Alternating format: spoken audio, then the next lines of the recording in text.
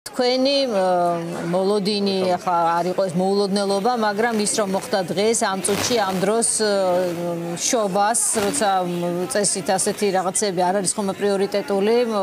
დიდი ქვეყნების გრაფიკში, ხომ? აი რატომ ახლა, რატომ ამ მომენტში და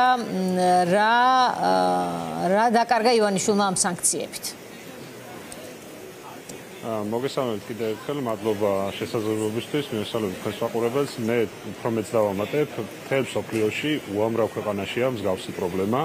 უამრავ ქვეყანას ყავს ავტორიტარი ან დიქტატორი მმართველი,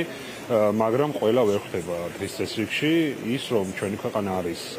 ამერიკის დღის წესრიგში, ევროპის დღის წესრიგში, ევროკავშირის დღის წესრიგში, ეს არის ზუსტად აი ამ აქციაზე, ვისაც ხედავთ, ამ ხალხის დამსახურება, რომლებიც ერთი თვეა უკვე დგანან ქუჩაში და არა მარტო ეს ერთი თვე, იდგნენ რუსული აქციების დროს, პირველი, მეორე აქციების დროს, იდგნენ გავრილოვის ღამის დროს, იმიტომ რომ ამერიკაც და ევროპას და ნებისმიერი დემოკრატია ეხმარება იმ ხალხს, ვინც იბრძვის საკუთარი უფლებებისთვის. ამ ბრძოლის შედეგია ეს, ამიტომ არის ჩვენი ქვეყანა დღის წესრიგში და მთლიანად ამ ხალხის დამსახურებაა, რომ ივანიშვილს აგებინებენ პასუხს იმისთვის, რასაც ის ამ ქვეყანაში ჩადის. რაც შეეხება იმას, თუ რას დაკარგავს ივანიშვილი, ივანიშვილს შეგვიძლია ვთქვათ, რომ ამ წუთას მთელი სპექტრი არ ადევს სანქციების, ეს არის რაღაც შუალედური სანქცია, მაგალითად მისი კომპანიები არ იქნებიან ამ ეტაპზე დასანქცირებული. ჩემი აზრით ეს არის საშუალება ივანიშვილისთვის, რომ გონს მოეგოს და უკან დაიხიოს, მე ამისი ამჯერა, მაგრამ ყოველ შემთხვევაში მას ამის ჩანს აძლევენ, რა სანქციები დაედო მას და მის ოჯახის წევრებს. ფინანსური სანქციები, ისინი ვერ განახორციელებენ ვერანაირ ტრანზაქციას, გაშავებულები არიან ყველგან, სადაც დოლარის ანგარიში აქვთ, ყველაფერი გაეყინებათ აბსოლუტურად.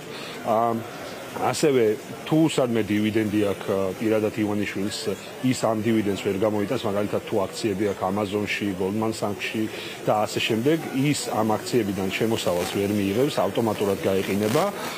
და სპეციალურად ჩაუწერეს შვეიცარიული Credit Suisse-ის საქმე, რომელიც მან მოიგო სინგაპურის არბიტრაჟში, ცალკე გამოყვეს ეს ფაქტი, თქვენ გახსოვთ რა ამბავში იყო ივანიშვილი, საერთოდ ყველაფერი აქედან დაიწყო, როგორც თვითონ ამბობდა, რომ ეს ფული გამიჩერა ეგრეთ წოდებულმა გლობალურმა ომის პარტიამო, მასზე ცალკე დაუწერეს, რომ ამერიკის ხაზინის ნებართვა დასჭირდება იმისთვის, რომ ეს თანხა მან უკან დაიბრუნოს.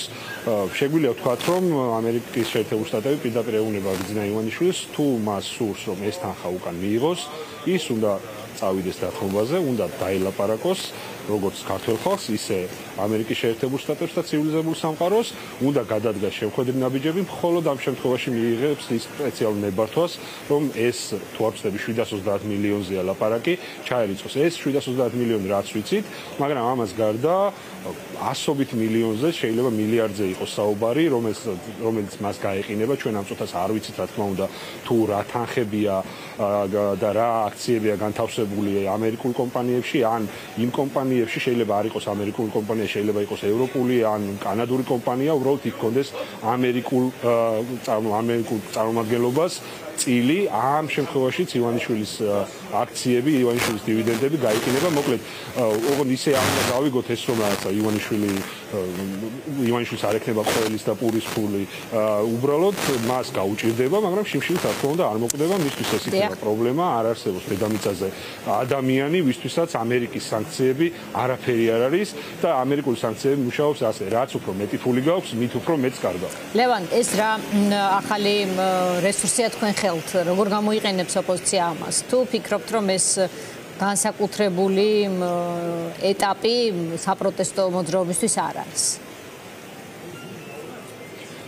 ნახეთ როგორ რაღაც არის, ზოგადად ჩვენ ილუზია არ უნდა შევიქმნათ, რომ რაღაც რახან სანქციები ივანიშვილს დაედო, ხვალის ადგება და ამ ქვეყნიდან გაიქცევა. სანქციები არის მნიშვნელოვანი ეტაპი, მნიშვნელოვნად ურთულებს ცხოვრებას კონკრეტულ პირს, ვინც დასანქცირდა, მაგრამ სანქციები არ არის გარანტია, რომ ამ ქვეყანაში ყველაფერი შეიცვლება. დანარჩენი ყველაფერი არის ჩვენი გასაკეთებელი, მათ ოპოზიციური პარტიები და რაც თავარია იმ ადამიანების, ვინც ყოველდღე ქუჩაში არიან და ჯიუტად განან და ითხოვენ საკუთარ უფლებებს დაცვას, დემოკრატიას დემოკრატიას ამ ქვეყანაში, ახალ არჩევნებს, მაგრამ ეს არის, რა თქმა უნდა, მნიშვნელოვანი ბერკეტი ჩვენს ხელში, საქართველოს მოქალაქეების ხელში, იმიტომ რომ ყველას ეცოდინება, ვინც ივანიშვილის სამწუხაროდ ემსახურება და ვინც ახალებს მიზანებებს, რომ გავსი ტიპის სანქციების ქვეშ შეიძლება აღმოჩნდეს ნებისმიერი ეს რეჟიმი გას ერთ მუჭა ადამიანებზე, რომლებიც ახლობენ უსიტყვოდ ივანიშვილის და მათი მისი გუნდის, მისი მონების ბრძანებებს. ამ ადამიანებმა უნდა იგრძნონ, რომ ძალა არ არის ივანიშვილის მხარეს, ივანიშვილიც მათ შორის არის ჩვეულებრივი მოკვდავი, რომელიც ასევე შეიძლება დასანქცირდეს, რომელიც ასევე შეიძლება გახდეს შეიძლება ვთქვათ, მსხვერპლი იმ სანქციების, რომელიც შეიძლება დაიდოს, მაგრამ არა მარტო ამერიკის მხრიდან,